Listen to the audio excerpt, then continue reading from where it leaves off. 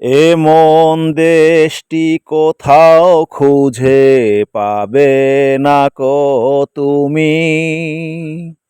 সকল দেশের রাজা সেজে আমার জন্মভূমি, সেজে আমার জন্মভূমি।